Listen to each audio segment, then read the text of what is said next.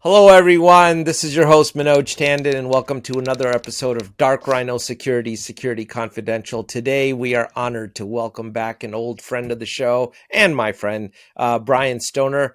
Brian and I go back a long ways, back to the days of Computer Associates, but Brian's got an illustrious history in cybersecurity. For those of you who don't remember him from the past episode, he's worked at some of the greatest cybersecurity companies out there, companies like CA, Cylance, which is now BlackBerry, and Yep. he was Fireeye. formerly Yeah. that's hmm Fireeye. You were also, I believe, at McAfee for a little bit, I was. and then Stellar Cyber for a little bit. Now DTEX. So Brian's got a long resume, and it's a very cool one. And he keeps his ear to the ground. Is very knowledgeable. We're glad to have him. Welcome to the show, Brian. Thanks for coming back. Yeah. Thanks for having me back, Manoj. It's always fun to catch up. Absolutely. So I guess one place to start off with, since we last talked, you've obviously changed roles, but do you see technology trends or things happening here that were the root cause behind this? Something exciting happening in the world of cyber?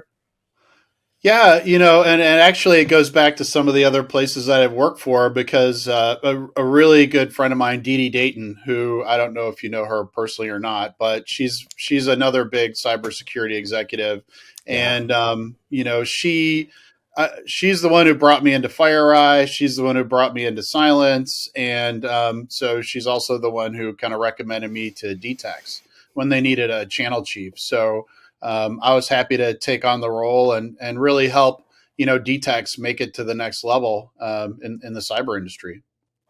That's fantastic. hmm I don't know Dee Dee personally. I only know her from the couple interactions we had at Cylance back when she was running. I think she was global VP of channels, or She was, yep. yeah, at one point in time.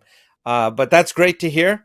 Uh, Also, so when you're looking at the channel, I guess before I ask this question, let me just kind of set the context. When I look at the cybersecurity software landscape today, hmm it reminds me of a lot of what the automotive landscape was in the early 1900s in North America. There used to be a time when we had 400 automotive manufacturers in North America. hmm And now we're left with Ford, GM, and Chrysler, right? Yeah. Okay. So is this an industry that is overcrowded? Is it ripe for consolidation? What are your thoughts on that? Yeah, I think you're seeing the consolidation right now, especially with the economy and the VC money starting to dry up a little bit. You're going to start to see a lot more acquisitions, people building out platforms and adding functionality that are complementary to their core product offerings. I think you're seeing a lot of that right now. So then you come along and you take on a Herculean challenge of taking a small company like DTEX and really expanding its channel programs. How does a company like that differentiate itself? I mean, it seems or like a really crowded market space. Well, so I think at DTEX, we're really fortunate that we have founders who started the company 20 years ago, and they've been evolving the platform for many years. So Okay. it's not a 2-year old startup where we're selling our beta product and fixing it for our customers as we go, right? I think Nobody ever does that. we've never been there before, Never, but never. I think customers and are starting to mature to the point, especially larger customers, where they're building insider risk programs, right? Okay. And I think a lot of the breaches that we see in the last 10 years, right? Everybody thought that the SIM was going to help them detect it and DLP was going to stop it, right? And I think unfortunately what we're finding out is that DLP has become the bike lock of our industry. And what I mean by that is it keeps the honest people honest. But if somebody's really going to steal your bike, they're going to steal your bike, right? And over the last 10 years, every major breach that we've seen, they've all had DLP. But guess what got stolen? All their customer data, right? So I think DTEX is at a point where the industry is maturing to where they know now that they need something that gives them more insight into the happenings on their endpoints than what they're getting from the current siloed solutions. And they need to be able to look at human behavior as a combined risk versus chasing alerts like we've been doing for the last 20 years. So get into that a little bit more. So how and what does exactly DTEX do then? So it's a couple of interesting things that DTEX has built into their platform. Okay. The first really unique thing is that we collect our own telemetry from the endpoint, right? And we've built a really lightweight log forwarder that takes only the security relevant data from every endpoint at the kernel level. So we're not relying on sysmon or other agents that are doing things on the endpoint. We're really just collecting the relevant security data. And it's only 3 to 5 megs per day, significantly less than if you're pulling sysmon today. Okay. And what we do is we pull that into our platform, we enrich it, we use all sorts of different detection methods. Obviously, machine learning is part of it, but there's a whole series of rules and other things that we've built to recognize over 10,000 different behaviors, right, on the Okay. endpoint. And instead of, So you're not so just let me stop you real quick. So you're not yeah, looking for processes, you're looking for patterns. Is that yes, yeah, absolutely. And all of those patterns we combine into a risk score for each individual or each device. So now instead of, looking at your device and saying, oh, Manoj is trying to send a spreadsheet somewhere that has data on it, right? A truly malicious insider is going to do some level of reconnaissance, right? They're going to pull down some data from different sources at a higher volume than they normally would. They might combine it into a zip file. They might rename some things to try to obfuscate what they're doing. And then, they might send a few test files out through, Dropbox, or they might send something to their Gmail that looks fairly innocuous. And then they might even, start looking on the web at, how do I get around my DLP solution type of thing, right? But, there are other things that people do that are just, they didn't know they shouldn't be doing it, right? Maybe they're sending things to Dropbox and they're doing it to do their job because email won't let them send files out over a certain size and their customers need to get it, right? So there's other negligent behaviors that you can't confuse with a truly malicious insider.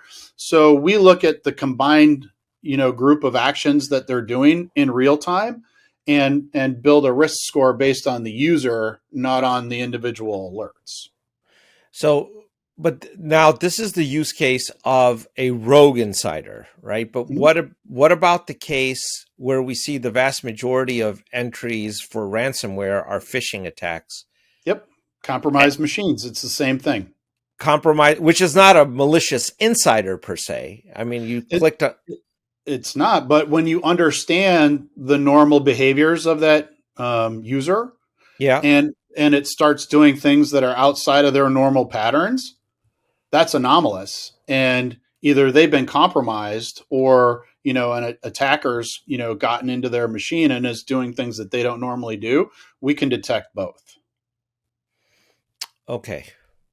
Got it. So as far as polymorphism goes of these malware pieces, and where they're changing small incremental bits that are designed to make it different enough that it's not going to get picked up by a SIM or by an EDR agent or by an endpoint agent. Have you guys done testing that in those instances then you guys will in fact pick it up because it's looking for a pattern of behavior? Or Yeah, we capture everything that happens on the endpoint every 60 seconds. So if that file loads, we're hashing it. we're watching what it does. If it tries to build outbound communication or tries to scan the network or tries to do other things, we recognize those things right away. So we have 5 different kind of detection areas within the risk score that we build. One is those user behaviors, UEBA type detections. Okay. We have what we call zero trust DLP, Okay. where we're hashing every file. We hash every action every user in the organization takes against those files. We can assign risk based on who created the file, if it's an engineering file, those types of things. And then we track everything the user does with it, right? That's what's missing today is we just try to detect that event when somebody tries to take something out. We don't see everything they do leading up to that, nor do we see everything they do after that. Once an attacker sends that file out encrypted so DLP doesn't see it, they also have to go back and clean up after themselves. Those are other things that we capture that you normally don't capture with other solutions. Now, is DTEX then going to work in conjunction with the SIM again, where these alerts, if it's picking it up, you are going to put them into your SIM and write rules for Yeah, alerts no, on some? absolutely. And so one of the things that we do that's really unique is we can create different policies based on the risk score of the user, right? So if somebody's just doing some negligent behaviors, we can send an email to that individual to say, you know what, that's not a sanctioned application. You shouldn't be sending company data through there. Stop doing that, right? Okay. But as that user gets riskier, we can start taking things away, right? We can take away their access to certain applications. We can take away access to different processes. We can kick them off the network. We can kick them off of Active Directory. So as they get riskier, right, we'll build a dossier basically on that user, and we can send that to HR, and HR can say, hey, to the manager, we got to go have a conversation with this guy before he starts trying to exfiltrate data, because he's showing all these behaviors that are leading up to that. So we're trying to get left to boom on this one versus trying to play block, the attack type activities. So it'll go into the SOAR. The alert can go into the SIM, but the actions that we take can also be taken through a SOAR, Okay. or what we're seeing a lot of, and we have a strategic relationship right now with Splunk. So Okay. we have a Splunk app, Splunk Forwarder. They can either just take in the alerts or they can take in all of our data, right? The other big partnership we have is with CrowdStrike. Okay. When all of your users went out from beyond the corporate firewall where all of your network detections reside, you lose that visibility. They're not down the hall anymore. You can't go see what they're doing. So what we do is we provide all that context. If, let's say, CrowdStrike fires off an alert that there's some malware that's been downloaded to a browser, we can Okay. show everything the users that been doing that led up to that and everything that happened afterwards. And those are all things that CrowdStrike doesn't even capture, right? So it helps give that visibility back to the SOC that they lost when all the users went remote. Where do you guys fit in that world of EDR, endpoint protection, DLP? Where's DTEX classified? Yeah, so we actually cover 5 different areas, right? The first one would be user behavior and UEBA. Okay. So that kind of area, right? We also have what we call zero trust DLP, where we Okay. track everything that happens to files and can interject ourselves wherever necessary. We also have the full MITRE attack framework built into the tool. Okay.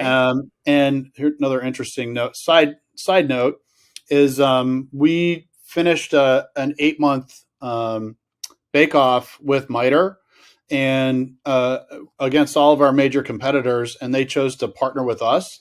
And because the MITRE attack framework is primarily an external attacker framework, we Okay. are jointly developing an insider framework with MITRE that'll be released later this year. Oh, very cool. Yeah. So we've got that, and then we also have a whole forensics module and a risk and compliance module built into the product. So as I mentioned before, we can provide all the context around what's happening with remote users beyond what your EDR is telling you about, vulnerabilities on that, right? So that's kind of where we fit. So, like I mentioned before, we can replace several different traditional agents that would be on an endpoint, and give the customer some performance back on their endpoints. Um, yeah. One thing that really caught my attention was you said that you can, or you have seen your clients replace Tanium out with you. Mm-hmm. So when I look at Tanium has a lot of pieces built into it, but it's a lot about, if I oversimplify it, about managing vulnerabilities on the endpoint, where it's Mm-hmm. you're getting an asset inventory, you can patch remotely, you can find hidden assets. There's a lot of things going on there. Do you guys have that component technology pieces, or is it just become redundant with No, you? we rely on whatever RMM tool that the customer is using for deployment and all that.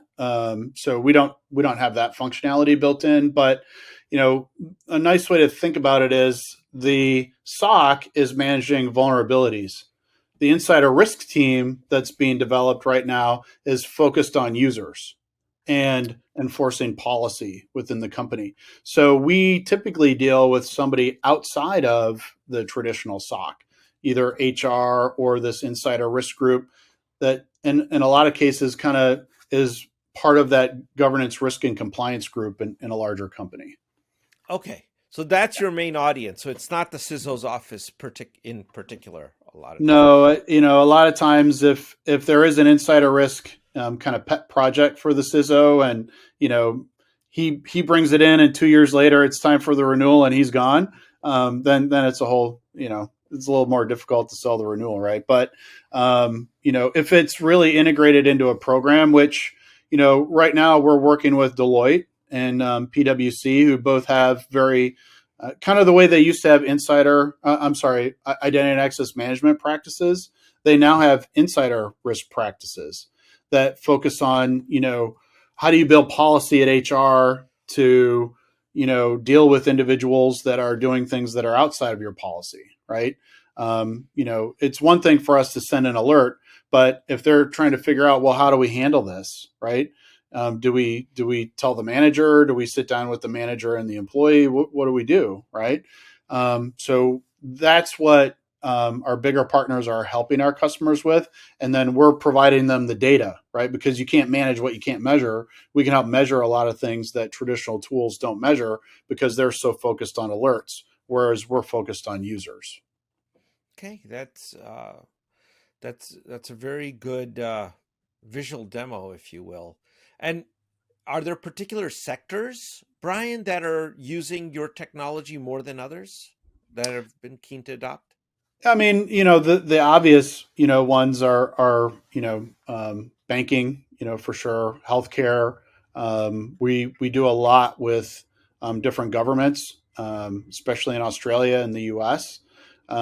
We do a lot with manufacturing. It really just depends on where there's intellectual property that people really want to protect. And the other thing is a lot of people who build these programs don't want their end users to feel like they're being surveilled. You know, um, I don't think anybody wants to feel like Big Brother is kind of watching over their shoulders. And a lot of the competitors that we have that do screen captures and recordings and things like that, it's very intrusive, and it's very processor heavy on their devices and things like that. So we actually uh, spent a part of our history. The company was headquartered in London when Okay. GDPR was kind of coming out, and so we built a whole layer of anonymization in the product so that the SOC or HR can't be biased. We scramble the names and usernames and IP addresses for their computers, and unless you have the right credentials, you can't unscramble it and ascertain who the actual user is. So that prevents IT from or the SOC from having a particular focus on certain individuals, right? It's all anonymized. So when the threat score reaches a certain threshold, they surface it to HR, and then HR takes the actions that they've developed, from there. So in that way, and because it's lightweight, users don't even know it's there. So, I think from a user experience perspective, it really helps the customer there as well. So not only do they not feel like they're being surveilled, but their machines are faster and have less issues. So, and what is your customer profile in terms of size? You've mentioned a lot of really big companies. How small is too small for you guys? Well, there is no too small. I mean, we do have some, 10-man trading firms that use our software. So it's, it doesn't have to be. But I think what we're starting to see is those Fortune 500s, the people that are building those practices are starting to now kind of filter down into the Fortune 1000s and below that, depending on the amount of IP that the customer is trying to protect, right? So I think it's going more and more mainstream. I've talked to some service providers that want to start adding insider threat monitoring to their MDR service. So it's starting to filter down a little bit, but we've got some work to do to support multi-tenant customers and things like that. We're working on federation right now, but what we're noticing is that with the bigger SIs, when they're working with a bigger customer, that customer wants to keep all their data separate, right? And so normally what we're doing is just sending alerts into their current infrastructure. So multi-tenancy is not really necessary because people are using the SIM and the SOAR as that single pane of glass anyway. Okay. So then you guys are not a strong MSSP model. You're more of a VAR channel model. Then is that what your go-to market's going to be? Yeah, so we do have obviously and we just did a press release on it. We have a new relationship with GuidePoint, which we just announced, and we also do quite a bit with Optiv. So yeah, a lot of the bigger VARs, but like I mentioned before, we're doing a lot with the consulting firms, and we're starting to do more with the global SIs, because this really supports a whole new practice for them that means, another source of recurring dollars for them. Oh, is the technology requiring a heavy amount of consulting or configuration, or? It doesn't require a heavy amount of it. I think our enablement is like 3 days long. Okay. Yeah, it's not. This is not a 2-week course that you got to take, right? No, I'm turning back the clock to our old days of CA, where our projects were like years. We talk about years. How many years is it going to be? No, it's fairly simple. And then we also can tune all of our alerts and our risk scores for everything. So something that happens in a nuclear facility is going to have a different weight on different things than what happens in a bank, right? So the platform is completely customizable from that perspective, but a lot of it comes out of the box, and the machine learning takes about a week or two to start training. And then once it gets trained, it continues to train, but you can still change the weights on different things. So it'll keep the data very relevant for the end user. And you guys are 100% cloud-based, or is there an on-prem appliance or something that goes in? So yeah, our primary go-to-market is cloud. Most of our customers use the cloud, but we do have banking customers who wanted to host it on virtual images within their data center. We also have customers who want us to deploy on their VPC in a particular cloud, and we can support all those options. Okay. Yeah. That's and you guys have been around for 20 years. Yeah, I would say, we've been really kind of coming into our own the last couple of years. We received some money in a round recently from a lot of the investors in Fireeye. As a matter of fact, Okay. 4 of the Fireeye original board members are our board members. They see tremendous potential in this technology, and so our CEO Bauman was the chief product officer at Fireeye, and Okay. obviously I was at Fireeye for a period of time too. So it's So kind of, we're bringing the band back together, so to speak. that's so then let me ask the question. Where do you see the investments going in cybersecurity? You've done a couple companies at this point. What trends are you seeing out there Yeah. within the VC world? So I think the first trend that we're seeing is the sunsetting of traditional SIMs. The rules based detections, and we're starting to see a lot more of the machine learning based detections.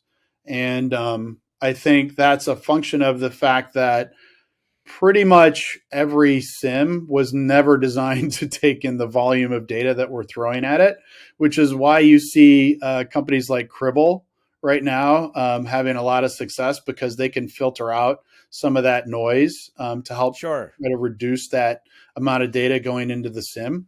But that's another area where we're kind of helping too, because we take about a tenth of what Sysmon generates. So we can help reduce that at the SIM too, as far as endpoint data. But I think, from there, what we're seeing is even now we're seeing attacks on two-factor authentication, right? Which is kind of fun, because that was the thing that everybody said the last few years. If you just do one thing, two-factor authentication, right? Um, but I think that's where now we're starting to see SASE start to become a lot more popular, because if you can control the access and the device, then it doesn't matter what kind of controls you have in your cloud and things like that, because they can't get there anyway. So I've seen a lot of service providers start to try to migrate toward that. Um, I'm trying to think of some of the other major trends that we're seeing. I think for the last couple of years, the EDR wave has been pretty huge, because once the user is outside of your office, how do you get visibility, right? Right. We have a team called our I3 team, Okay. and they monitor and do investigations for our customers.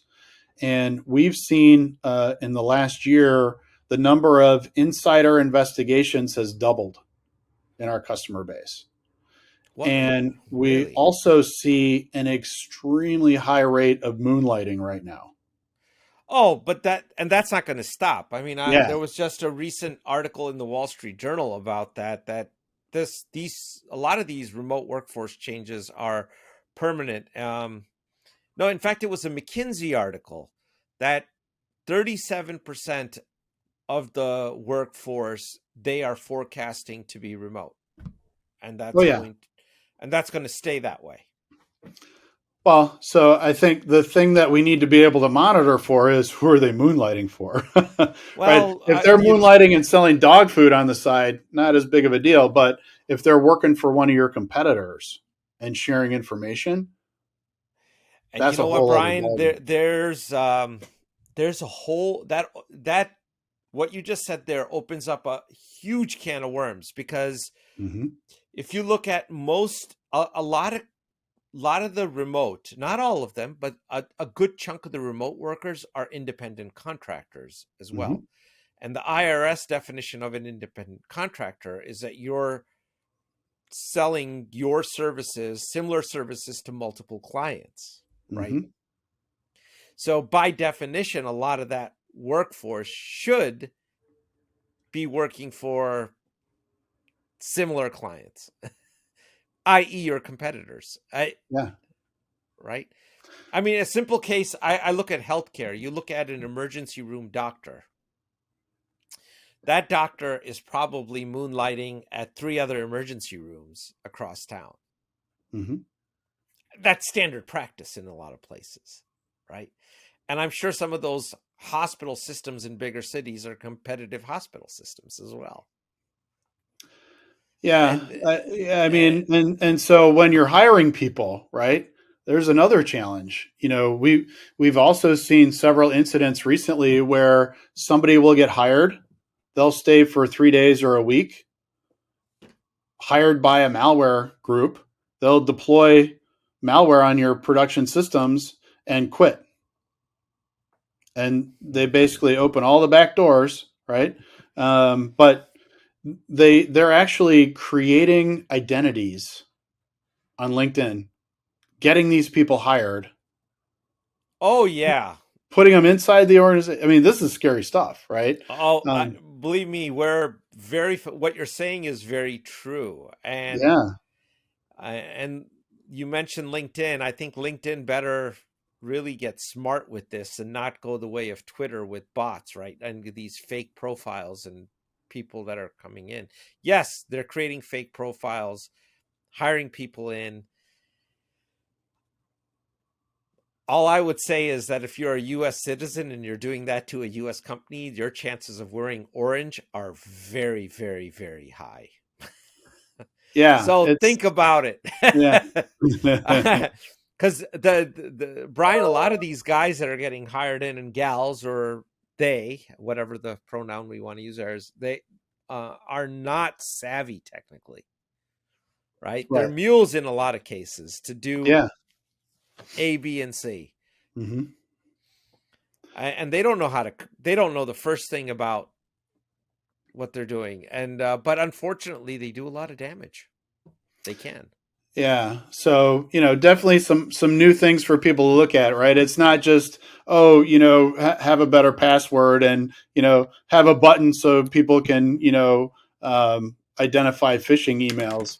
You got to talk to your HR people and really educate them too, right? It's a new world out there. It's crazy. I mean, think of how many people got hired without ever actually meeting someone in person. Everybody got hired over Zoom the last 2 or 3 years, Sure. you know? Uh, I I can believe it. And I don't see that trend just overnight changing. I don't think we're going to go back to that old model. At least that's my personal opinion. I'm wrong about a lot of things. So Well, so now I think the last trend that I'll kind of leave you with is uh, companies are trying to figure out, how do we measure productivity for our workforce?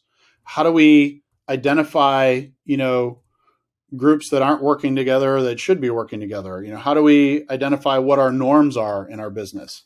So all of the data that we collect from a security perspective can also be used to trend organizations. And we have a module that we just released called Pulse that sits on top of our security product and starts to give insights into, what is the culture like in your company? What are your remote workers doing all day type of that's thing. a very So appropriate name. yeah, yeah. Yeah. So And I think the coming generations will solve this problem. And you know what the thing with cyber is, Brian, that regardless of the number of technologies that come up, we're not going to ever be able to make a company 100% safe. You just yep, can't. As long as humans are designing these systems, we're flawed creatures, and imperfection never yields perfection. It's just not possible. Um, but we can make a better bike lock, I guess. we can. Yes, we can.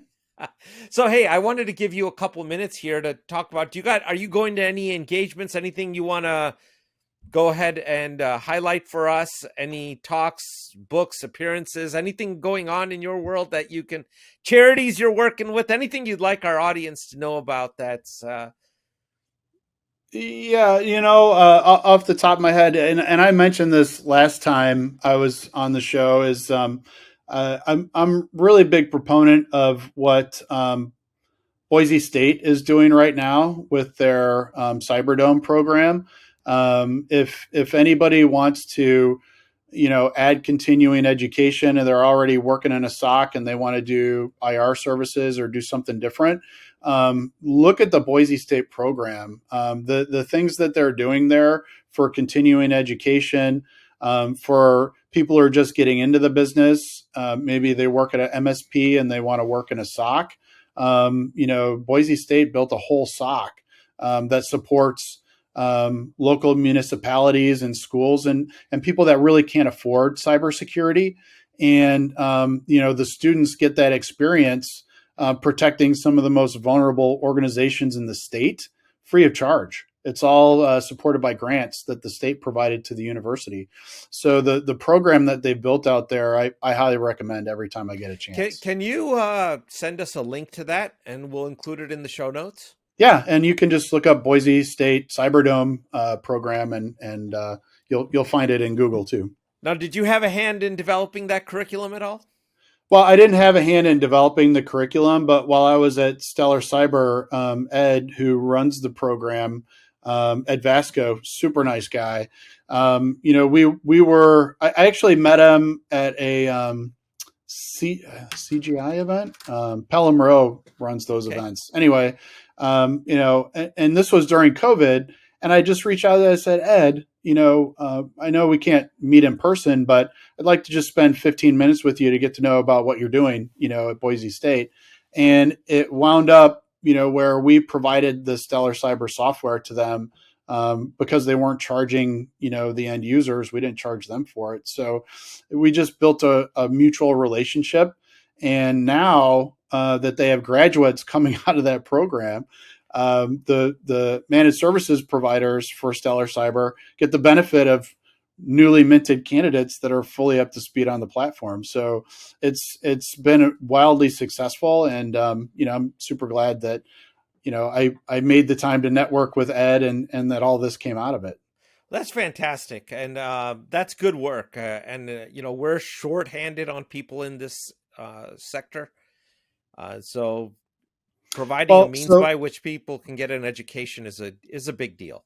Yeah, and if you've got kids that are high school age, let them know about this career, right? When my son went into high school, all they told him was, well, you could be a programmer or a video game designer, and I'm like, there's cybersecurity out there, guys. And I think if we're not recruiting kids at that younger age, then we're missing a huge opportunity, right? Because the world only needs so many game designers. I'm here to tell you, but we need way more cybersecurity people, right? So if we could get kids interested in earlier on, we have some of the best pay packages in the world in the cybersecurity business. And these kids, never find out about it. So, my thing would be talk to your counselors, talk to your, computer science teachers and say, hey, have you ever thought about, I'll come in and talk about cybersecurity for an hour. Just give the kids an idea of what's out there, and who knows, maybe we'll start recruiting enough people to at least have a fighting chance against the bad guys who seem to be recruiting them, faster than we can. Yeah. I wish you the best of luck with that. It's a noble cause, Brian. Yeah. Well, it's something we can all do, right? Yes, we can. It's not, Hey, I try, man. I talk about it all the time to young people. Nobody listens. My kids never listen to me. I don't know what it is. Look, being a game designer has much higher cachet value, right? Right? Being a music producer, it's okay. Playing guitar, that has a higher cachet value, right? Well, it's like every kid who plays football in high school is not going to go pro. That's right. I hate to break the news to everybody, Well, yeah, but you got to turn back the clock to when you were 15, 16 years old. Was there anything that you believed that you could not do? Oh, hey, don't even get me started. I was programming mainframes with punch cards in high school, man. This whole cybersecurity thing didn't exist when I was in high school. Hey, man. The old green screens. I remember those. The good old days. Yeah, hub and spoke. That? Yep. That's right, man. That was cloud computing. It was. And now we're back. We went to distributed and we came back. So I guess what's old is new again. That adage still holds true. Well, hey, Brian, thank you so much. We appreciate your generous time and look forward to having you back again some point. Don't be a stranger here. Thanks, Manoj. Absolutely. I'd be super excited to do another show anytime. Thank you, Brian. Take care.